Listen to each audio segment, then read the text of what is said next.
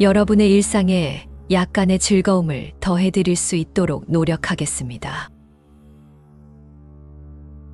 구독, 좋아요는 저에게 큰 힘이 됩니다.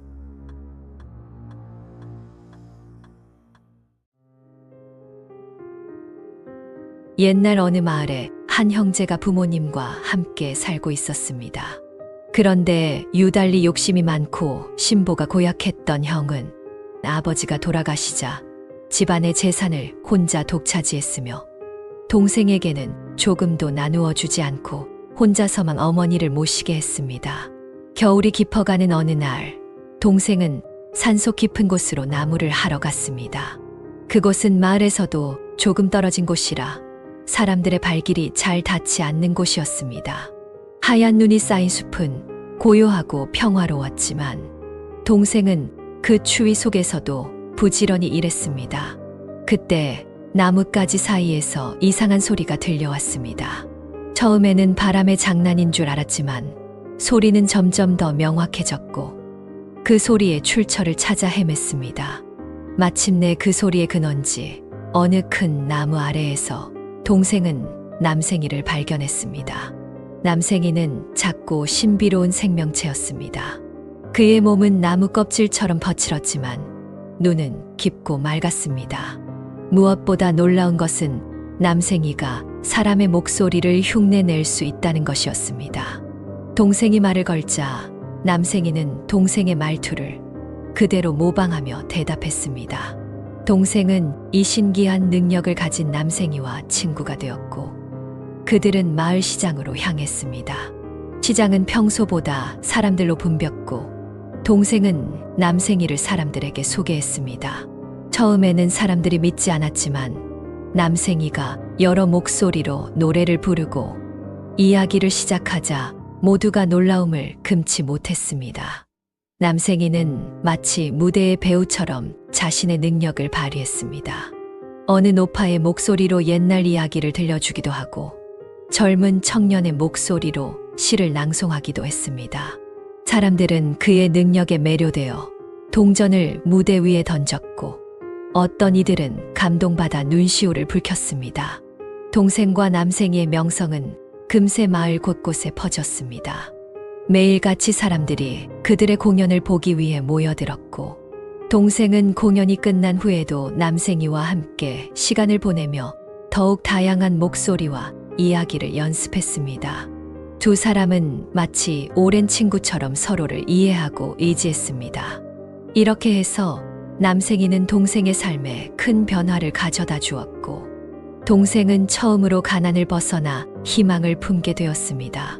하지만 이 모든 변화는 욕심 많은 형의 질투를 불러일으켰고 이는 곧 두 형제 사이에 큰 시련을 가져오게 됩니다. 어느 화창한 봄날 형은 동생이 시장에서 남생이와 함께 많은 돈을 벌고 있는 것을 보고 마음속 깊은 질투와 욕심이 불타올랐습니다. 그의 마음은 동생의 성공을 기뻐하기보다는 자신도 그런 부와 명성을 얻고 싶다는 생각으로 가득 찼습니다. 이에 형은 한치의 망설임도 없이 계획을 세웠고 어느 날 동생이 잠시 집을 비운 사이 남생이를 몰래 데리고 시장으로 갔습니다. 시장에 도착한 형은 남생이를 무대 중앙에 세우고 큰 소리로 사람들을 불러 모았습니다. 그는 남생이가 다양한 목소리로 이야기하고 노래를 부르는 신기한 재주를 가진 존재라고 큰 소리로 외쳤습니다. 하지만 남생이는 형에게는 단 한마디의 말도 하지 않았습니다. 형이 얼마나 다그쳐도 부추겨도 남생이는 조용히 머리를 숙이고만 있었습니다. 이 모습을 본 사람들은 처음엔 호기심 어린 눈빛으로 지켜보다가 점점 실망감을 감추지 못했고 마침내 형을 거짓말쟁이라고 손가락질하며 조롱하기 시작했습니다. 형은 수치심과 분노에 휩싸여 남생이를 시장 한복판에서 돌로 때려 죽이고 말았습니다. 그는 남생이의 시신을 끌고 동생의 집 앞에 버려두고는 황급히 자리를 떠났습니다. 동생이 집에 돌아와 남생이의 시신을 발견했을 때 그의 슬픔은 말로 표현할 수 없을 정도였습니다. 동생은 눈물을 흘리며 남생이를 자신의 집 마당 한쪽에 정성스럽게 묻어주었습니다. 묻은 뒤 동생은 매일 그 무덤에 꽃을 바치고 남생이의 영혼이 평화롭게 잠들기를 기원했습니다. 그 무덤에서는 곧 신비한 일이 일어났습니다. 남생이가 묻힌 자리에서 싹이 트기 시작했고 그 싹은 이내 놀라울 정도로 빠르게 자라나 거대한 나무가 되었습니다. 이 나무는 금방 황금과 보석을 맺기 시작했습니다. 매일 아침 동생이 마당으로 나가면 반짝이는 금과 눈부실 보석들이 나무 가지마다 주렁주렁 매달려 있었습니다. 동생은 이 보화들을 조심스럽게 수확하여 시장에 팔았고 곧 마을에서 가장 부유한 사람이 되었습니다. 이 나무는 마을 사람들 사이에서 기적의 나무로 알려지며 많은 이들이 그 기원을 궁금해했습니다. 이 나무는 남생이의 마지막 선물이었으며 동생에 대한 그의 사랑과 우정 그리고 감사의 표시였습니다. 동생은 자신의 행운을 다른 이들과 나누며 항상 남생이를 기억했고 그의 덕분에 얻은 것임을 결코 잊지 않았습니다. 남생이가 세상을 떠난 후에도 그의 순수한 영혼은 동생에게 큰 복을 가져다 주었던 것입니다.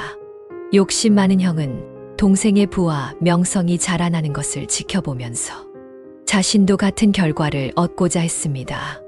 어느 밤 그는 동생의 집으로 몰래 들어가 기적의 나무에서 가지를 하나 꺾어 가져갔습니다.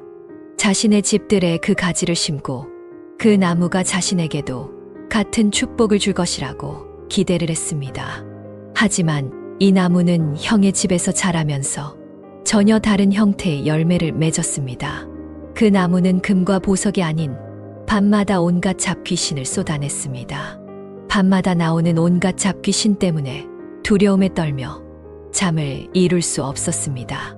결국 형은 삶이 황폐해지면서 그의 생활은 파괴되었습니다. 모든 것을 잃은 형은 동생의 집으로 갔습니다. 동생은 형의 잘못을 탓하기보다는 그를 따뜻하게 맞이했습니다.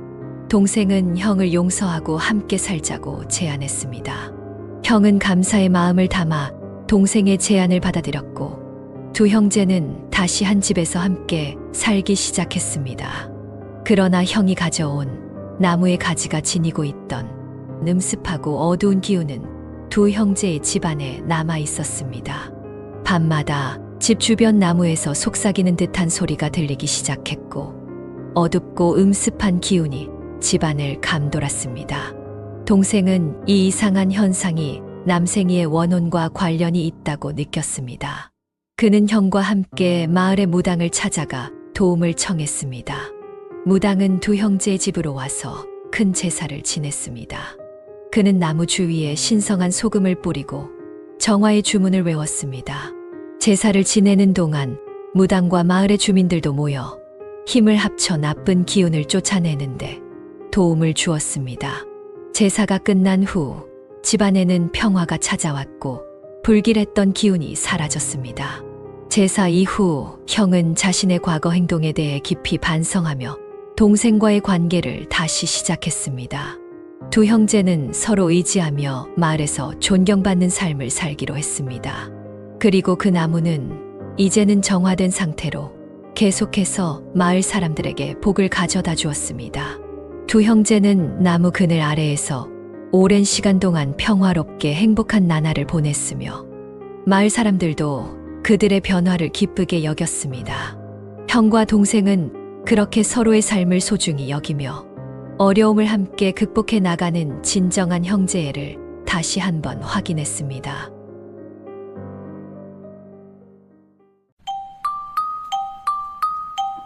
시청해 주셔서 감사합니다. 구독, 좋아요는 저에게 큰 힘이 됩니다.